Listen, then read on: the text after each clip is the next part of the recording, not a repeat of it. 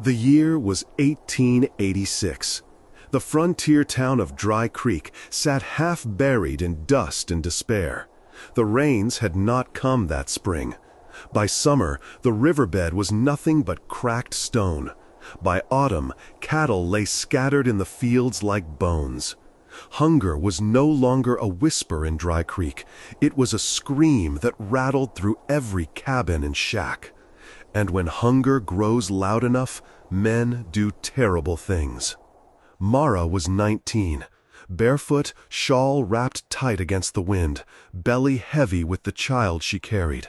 Once she had believed in love. A ranch hand with soft eyes and easy promises had sworn to marry her. But when the truth of her swelling belly showed, he rode out before dawn and never returned. Her stepfather looked at her differently after that.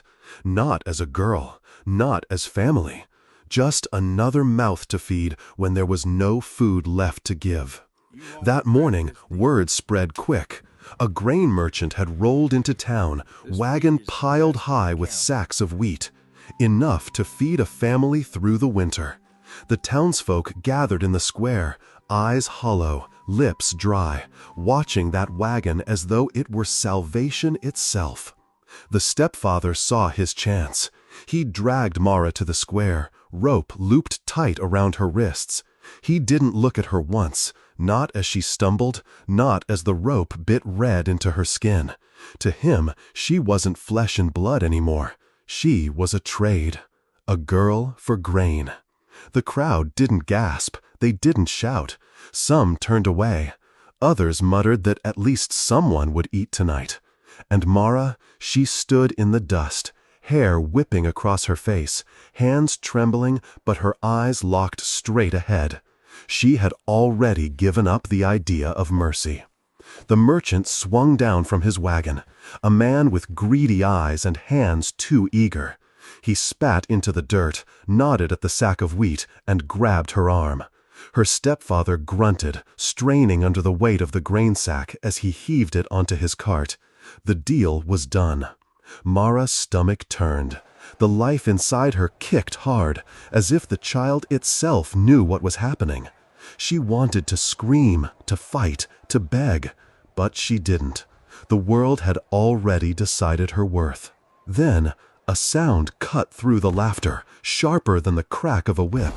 The metallic click of a revolver being cocked. The crowd froze. Let go. The voice was low, calm, but it carried through the square like thunder rolling over the plains. Every head turned. He was a stranger, broad shoulders beneath a trail-worn coat. Dust clung to his boots, and his hat was pulled low. Nobody knew his name, but the gun in his hand, the way it rested steady, as if it had been there 1,000 times before, made even the hungriest men hesitate. "She's not grain," he said, voice even, "and she's not yours to sell." The merchant stiffened. "Ain't your business, cowboy. You want her, you pay for her." The stepfather spat, eager to prove himself bold before the crowd. "She ain't worth nothing but trouble. You want her, you buy her." The stranger's jaw tightened. He slid the revolver back into its holster, slow, deliberate, and when he spoke, his words were sharp as iron. "I already paid. With every mile I rode to get here, with every grave I dug along the way, I won't pay again. She walks with me now, or I'll lay another man in the dirt tonight." The silence that followed was heavier than the sky before a storm. The crowd watched, caught between fear and hunger.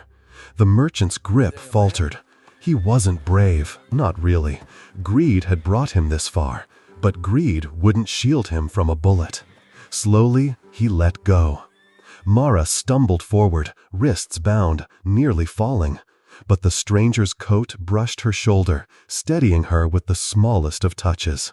The stepfather opened his mouth as if to protest, but when the stranger's eyes cut to him, he shut it again. And just like that, the trade was broken. Together, Mara and the stranger walked through the square.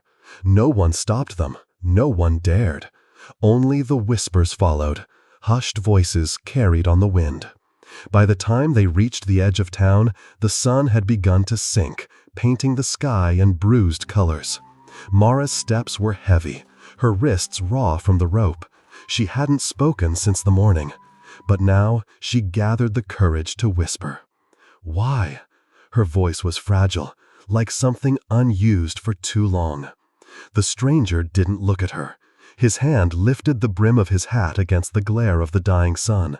His voice came rough, heavy with something more than dust. Because no one ever stopped the trade for my sister. The words sank deep into the silence. He said no more, and Mara didn't need him to. She saw it in the way his jaw set, the weight in his shoulders, the grief he carried like an old scar. For the first time in weeks, Mara let herself breathe. The prairie stretched endless before them, harsh and unforgiving, but beside her walked a man who had chosen to stand between her and the world. And for the first time, she believed she might live long enough to see her child born. This time, she would not walk alone.